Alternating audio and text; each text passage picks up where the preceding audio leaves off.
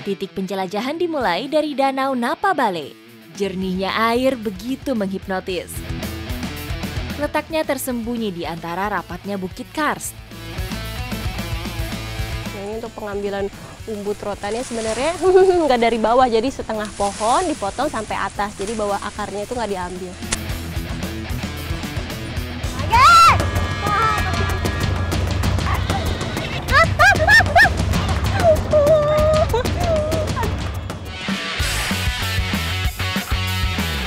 Hasilnya lumayan banyak.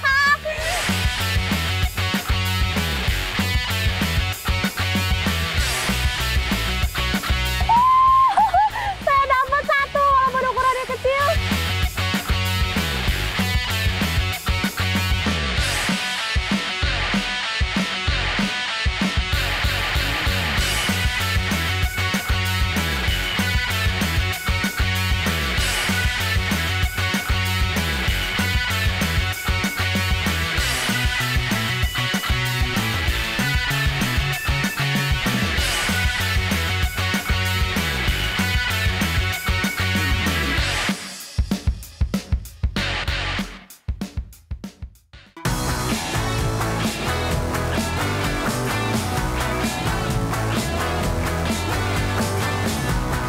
Serpihan surga di Tenggara Sulawesi.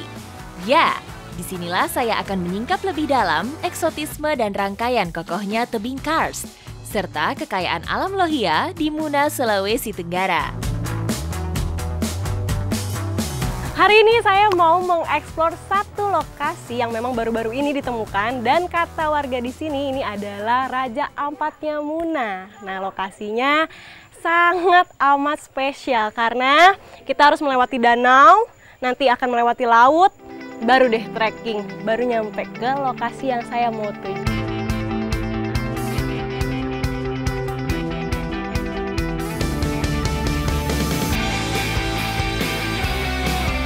Titik penjelajahan dimulai dari Danau Napabale. Jernihnya air begitu menghipnotis.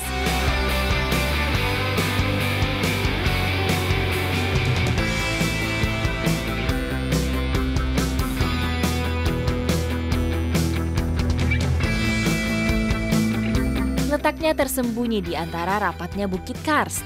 Harus melewati pesisir laut di Desa Lohia yang terhubung dengan Selat Buton.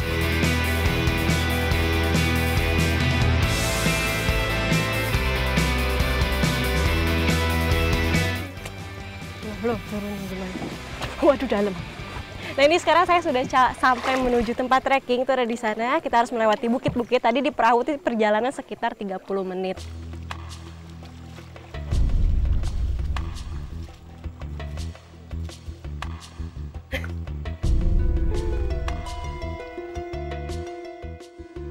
Trekkingnya lumayan juga, bebatuan tajam dan licin. Jalur ini sangat jarang dilalui.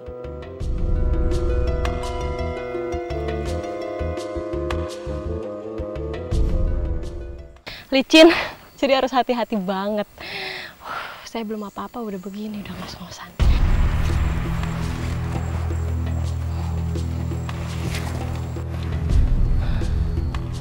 Ini sejak kapan?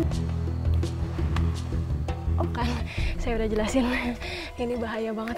Sendiri aja bisa kepleset, gimana kalau rame-rame.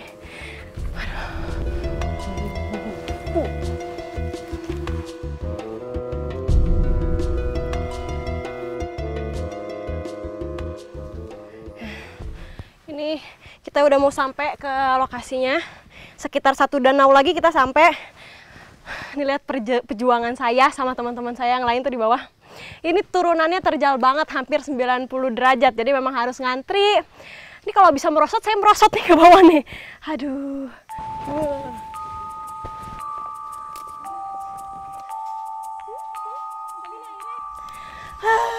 Akhirnya saya nyampe juga.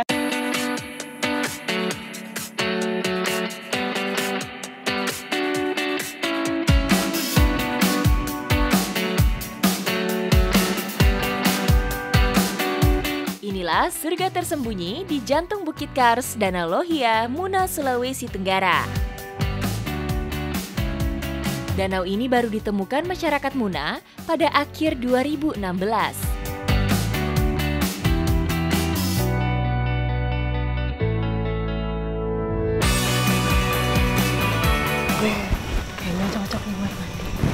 Abang jangan ngintip ya. Kamu juga jangan ngintip. Yeay, sudah siap. Tinggal nyeber aja nih ke bawah. Yuk bang, saya udah mau mandi.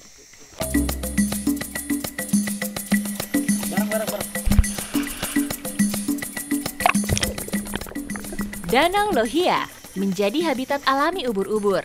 Populasinya sangat banyak di sini.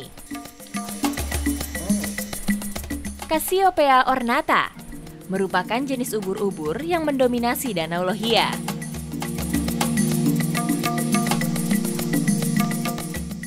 Ini kali pertama saya berenang bersama ubur-ubur. Luar biasa rasanya.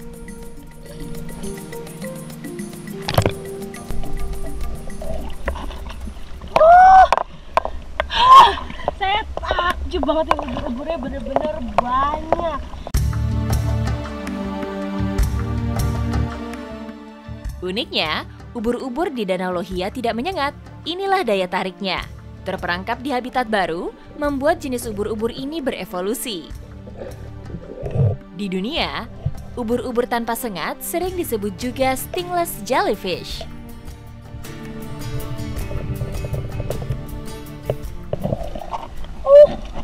Yang saya lihat di sini jenis ubur-uburnya ada dua. Ada yang warna kecoklatan sama ada yang warna putih. Tapi kalau misalnya warna putih itu biasanya adanya di dasar dan jarang kelihatan.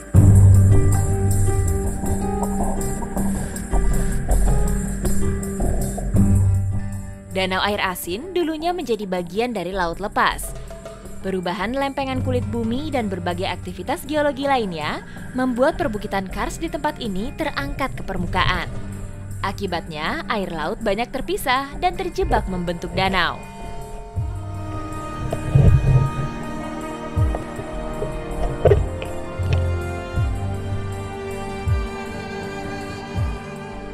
Biasanya masyarakat di sini kalau mau berenang itu harus gak pakai fin atau kaki katak karena bisa mengganggu adaptasi ubur-ubur.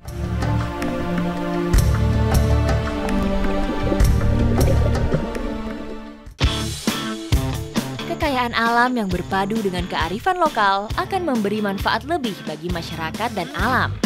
Kali ini bersama Pak Sutan, saya akan mencari hasil hutan non-kayu untuk kami olah. Yang ini ya Pak pohonnya berarti? Iya. Ini dia umbut rotan yang nantinya akan kita sayur. Ini kalau misalnya mau ngambil umbut rotan ini harus sama ahlinya. Nah Bapak Sutan inilah ahlinya, dia bisa tahu mana rotan yang manis, mana yang pahit. Kalau yang mau kita ambil ini yang pahit ya Pak ya? Yang pahit. Karena katanya lebih enak untuk disayur kalau yang pahit. Ini dari sini. Rotan yang merupakan tumbuhan perintis dalam hutan memiliki banyak manfaat. Selain menyediakan sumber air dalam batangnya, umbutnya bisa menjadi makanan yang aman dikonsumsi. Wah, ini sudah bisa dimakan Pak? Udah. Ya, nggak pahit kan? Ini beneran pahit. Awalnya Bapak Sultan memang sudah mengira ini dari jauh. Ini pahit nih, masih kecil soalnya. Saya pas dirasa Pahit. betul Pak. Pahit. Nanti yang itu yang manis kita ambil juga atau tidak? Ambil. Ambil juga. Ambil.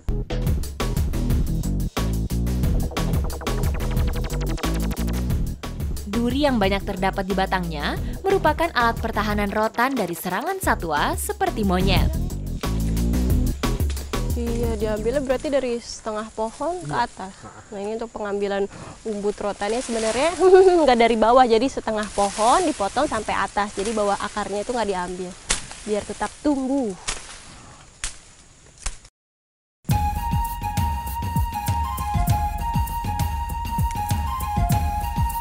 Kalau yang ini rebusnya berarti lebih sebentar, yang kecil. Ini nggak boleh makan lagi. Hah? Yang ini. Hah? Nggak boleh. Nggak boleh dimakan. Ini kan udah rotannya kan nggak bisa makan lagi, keras. Lah tadi saya makan Pak. Oh kalau yang ini nanti habis gigi nanti. Nanti rontok gigi. Ternyata Kalau ini kata kan- Bapak kalau yang sudah tua seperti ini nggak bisa dimakan karena keras. Pantas tadi saya coba-coba keras Pak, nggak bisa digigit. Ternyata emang harus dimasak dulu.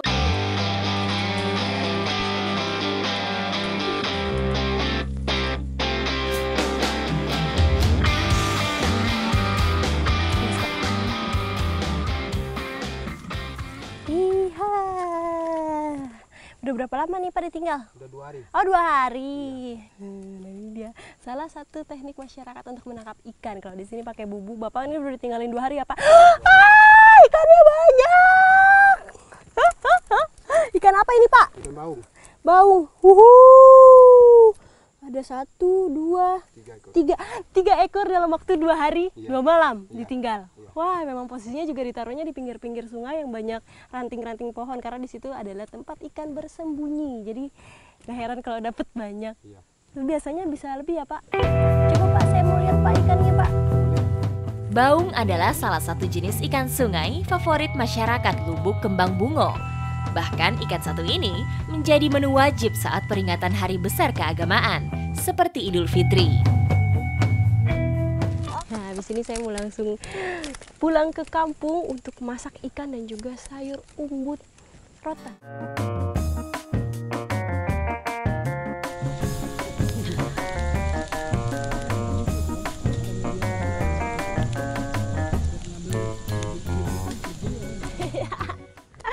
Sekarang saya sama Ibu Lilin, Nenek Zaima dan juga Bapak Sutan lagi mau bikin olahan khas di sini namanya ikan bake sambal balacan tahu ngasam bake umbut. Panjang banget judulnya. Nah, ini olahannya sebenarnya cukup sederhana. Kita berarti bikin sambal dulu ya Bu ya. Apa aja Bu? Kita pakai ikan semua ya. Ini Bu.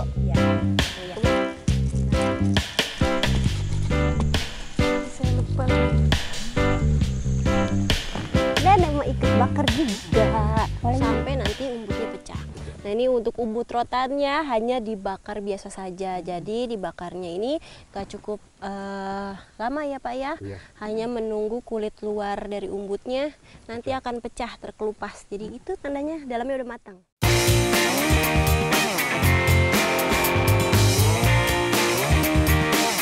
Mengolah umbut rotan dengan dibakar adalah salah satu cara untuk menghilangkan kandungan getah di dalamnya. Sehingga ketika dimakan, tidak terasa sepat atau gatal di lidah.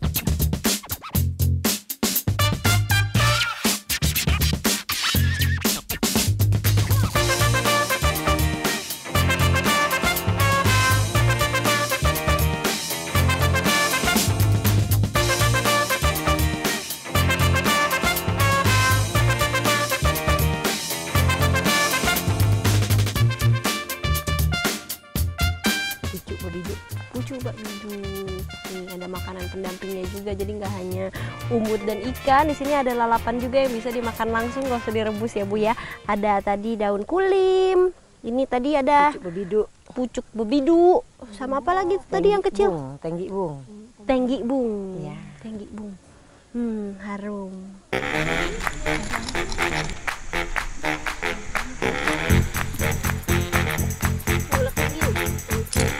Ini saya sebenarnya agak sedikit aneh karena biasanya masyarakat Melayu itu ciri khasnya dengan masakan yang berbau santan dan juga ada minyak-minyaknya ya. Tapi kalau ini nggak sama sekali, tidak bersantan, tidak berminyak dan juga Tidak banyak bumbu. tidak banyak bumbu ya. Ini mirip-mirip sama lalapan kalau misalnya di Jawa atau Sunda. Lagi kah?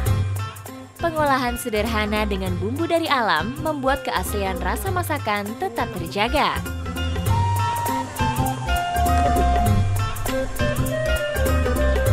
Namanya sambal apa?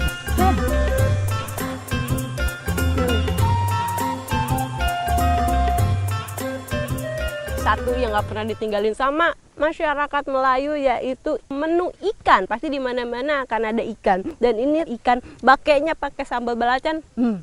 Enak banget, apalagi ditambah umbut rotan. Ini tuh rasanya pahit dicampur sama sambal dicocol. Enak. Rasanya jadi nikmat. Inilah hasilnya ketika kekayaan alam dipadukan dengan kekayaan tradisi.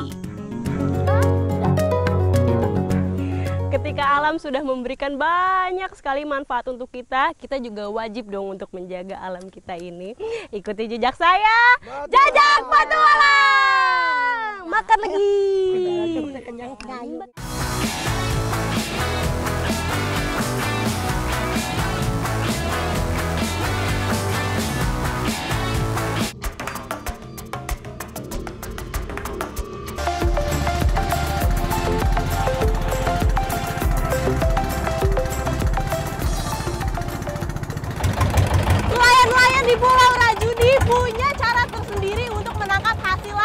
yang dilakukan sama Bapak Aming dan juga Bapak Udin. Sekarang saya mau ngambil bubu. Nah ini dia benderanya, sudah mau diangkat.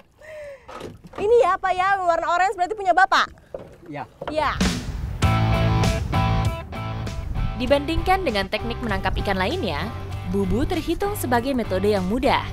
Karena nelayan hanya menghabiskan sedikit waktu di laut.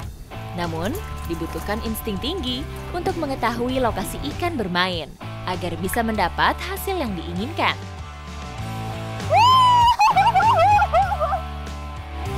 Hasilnya lumayan banyak. Dan ini kalau dalam satu tali ada beberapa bubu. Kalau ini yang kita ambil ada sekitar 7 bubu yang ditaruh di kedalaman 30 meter. Wah. Besar kecil ikan yang tertangkap bergantung pada ukuran bubu yang dipakai. Semakin besar bubu, makin besar pula hasil ikan tangkapan. Biasanya, jenis-jenis ikan karang yang terperangkap bubu karena bubu memang biasa diletakkan di area sekitar karang. Meski pasif, bubu termasuk alat tangkap ikan yang ramah lingkungan karena selektif memilih ikan target dan tidak merusak habitat ikan.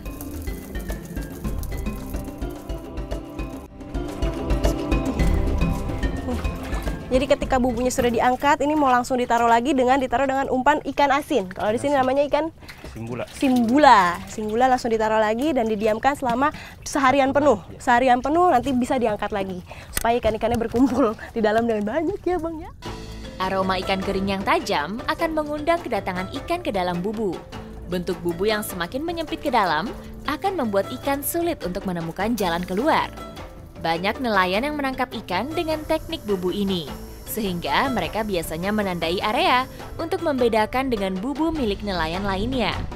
Sebenarnya kalau saya lihat di sini dalam satu lokasi ada beberapa bubu, jadi cara membedainnya adalah dari bendera kalau enggak pelampung. Misalnya kalau punya Bapak ini ada yang warnanya oranye, ada yang warnanya biru, tapi yang punya orang lain itu ada warna yang berbeda. Nah jaraknya pun harus benar-benar agak sedikit jauh karena kalau misalnya deketan nanti bubu-bubu yang dibawa akan terlilit dan susah untuk diangkatnya, nanti nyangkut-nyangkut.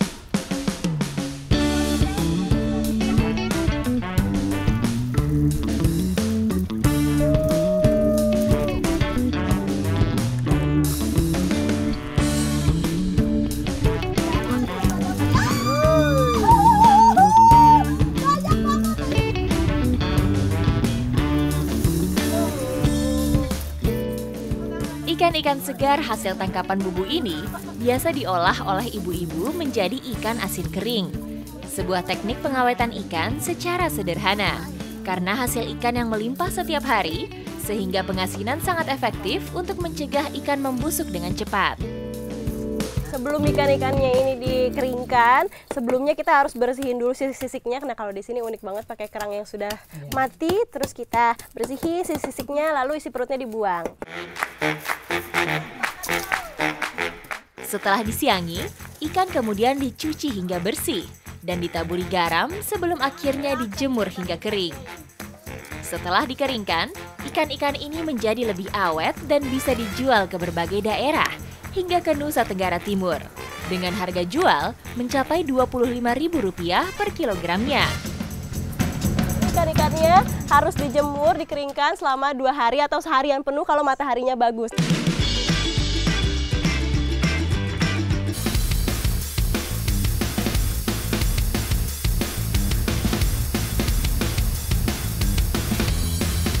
Saya akan melanjutkan petualangan ke daerah Flores, Nusa Tenggara Timur. Karena desa Bani Tobo ini terletak di daerah pegunungan, jadi banyak cara untuk masyarakat mencari kebutuhan protein. Nah, salah satunya menangkap katak. Kalau di sini tekniknya namanya manhe. Nah, manhe ini adanya di sungai berarus dan kita menghadang arus seperti ya jangan sampai masuk ke dalam sini, dan juga nanti dikasih dedaunan dan rumput-rumputan seperti ini, ditinggal 1 malam, besoknya kataknya sudah banyak bersembunyi di dalam ya. Katak merupakan binatang amfibi yang tersebar luas di daerah tropis berhawa panas. Desa Bani Tobo menjadi habitat yang nyaman bagi katak, terutama di daerah sungai dan genangan air. Katak termasuk binatang terestrial yang suka bersembunyi di balik ranting dan dedaunan. Binatang berdarah dingin ini aktif pada malam hari, sehingga jebakan baru mendatangkan hasil setelah ditinggal semalaman. Saya dapat satu walaupun ukurannya kecil. Dan satu hal yang saya baru tahu di sini adalah perbedaan kodok dan katak. Kalau di sini kodok itu tidak bisa dimakan karena tempat tinggalnya pun berbeda dengan katak. Kalau katak dia adanya di sungai-sungai berarus dan ada di dalam-dalam. Tapi kalau misalnya kodok dia adanya di tempat yang lebih tenang seperti danau mungkin ya Pak ya, dia diamnya di situ. Kaki belakangnya yang panjang membuat katak gesit melompat, sehingga dibutuhkan gerak yang cekatan untuk menangkapnya. Selain katak, kalau misalnya kita dapat udang di sini berarti ya itu bonus ya. Ini bonusnya. Mama tadi cari-cari katak, dapatnya udang. Sebelum mengolah katak dan udang menjadi kuliner khas Bani Tobo, perangkap daun dan ranting kembali dipasang agar katak kembali berkumpul dan bisa ditangkap lagi esok harinya.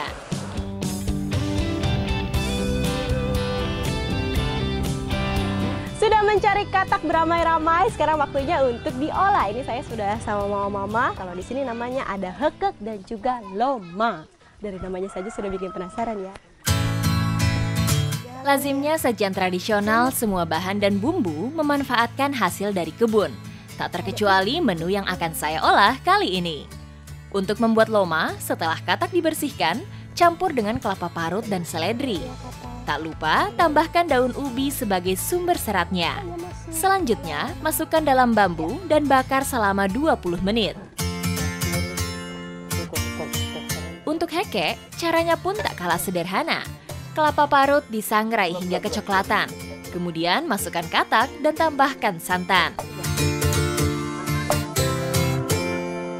Ada hekek dan juga loma. Dari kedua olahannya pun ini tadi cara mengolahnya berbeda. Kalau yang hekek ini hanya pakai kelapa dan juga santan.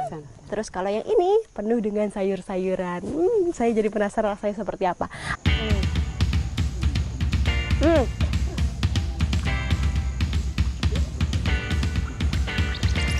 Rasa udangnya walaupun sama, tapi kalau dari sayur-sayuran dan juga olahannya ini yang loma lebih jauh segar ya Mama dibandingkan ini. Kalau misalnya hekek itu lebih gurih, tapi kalau ini segar, banyak sayur-sayurannya, apalagi dicampur dengan daun singkong tadi ya, dan juga kelapa.